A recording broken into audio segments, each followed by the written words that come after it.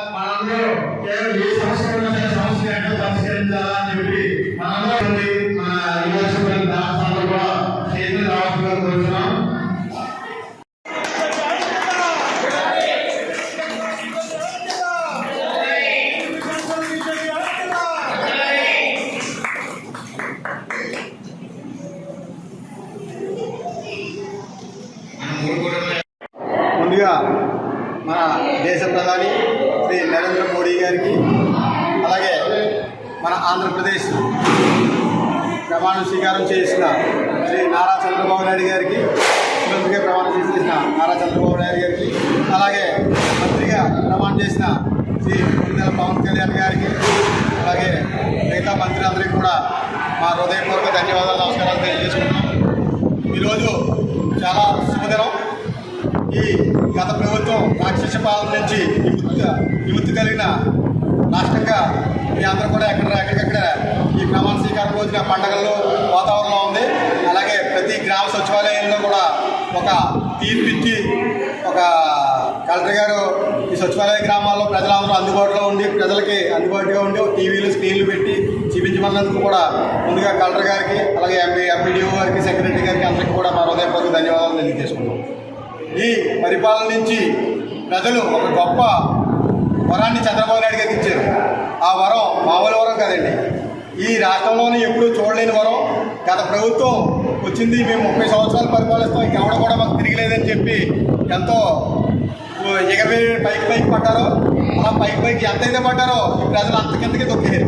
Deposit రాని పరిస్థితి చేసి పడేసారు ప్రజలందరూ కూడా. ఒక 151 సీట్లు వచ్చినాయని గర్వంతో 20 ప్రభుత్వానికి 11 సీట్లు ఇచ్చారు.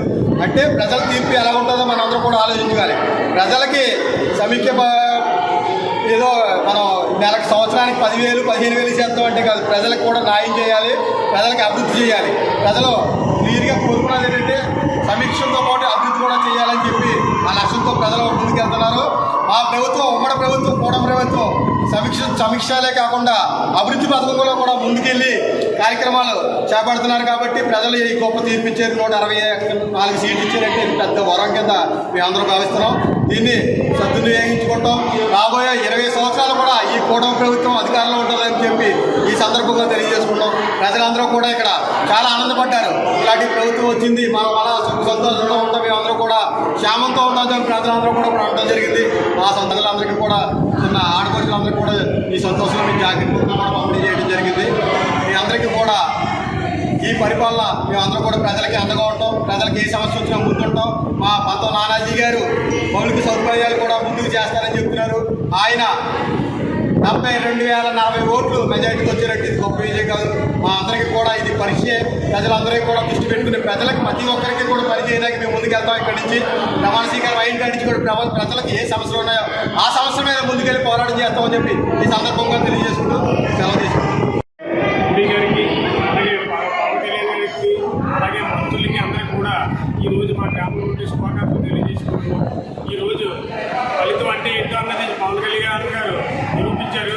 10 సంవత్సరాలు పోరాడి ఈరోజు ఫలితం అనేది దేశంలోనే నెంబర్ 1 స్థానాన్ని ఆక్రమించబడితే ఏంటో ఆ కష్టం అనేది ప్రతి ఒక్కరికి కష్టపడితే ఏం జరుగుతుంది అనేది కూడా నిరూపించడం జరిగింది. ఇవాళ ఆయన్ని ఒక ఉన్నత స్థానంలో ఉండడం మనం అందరూ చూస్తున్నాం. దీనికి ప్రజలు చాలా సన్నిహితంతో ఒక విధంగా ఆయనకి సపోర్ట్ చేశారు.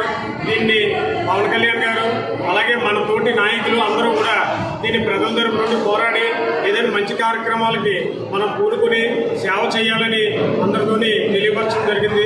ఈ అవకాశం ఇచ్చినందుకు పెనుగుతూరు గ్రామ ప్రజలకి నాయకులకి కూడా నేను శుభాకాంక్షలు తెలియజేసుకుంటున్నాను. మోడీ గారికి ప్రమాణ స్వీకారం జరిగిన సందర్భంగా ఆయన శుభాకాంక్షలు తెలియజేసుకుంటున్నాను.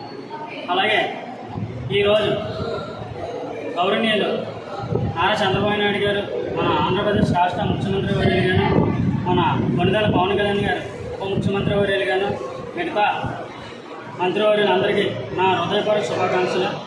అలాగే గత ప్రభుత్వం చేసిన తప్పుల్ని ఎండగడతానని మన కొనిదెల పవన్ కళ్యాణ్ గారు గత 10 సంవత్సరాల నుంచి ప్రభుత్వ వ్యతిరేక ఓటు చేయాలని చెప్పి ఆయన ప్రతిజ్ఞ చేసి ఈరోజు ఆయన కోరికను నెరవేర్చుకున్న సందర్భంగా మన మంత్రివర్యులకి, ఎమ్మెల్యేలకి అందరికీ కూడా నా హృదయపూర్వక శుభాకాంక్షలు తెలియజేసుకున్నాను.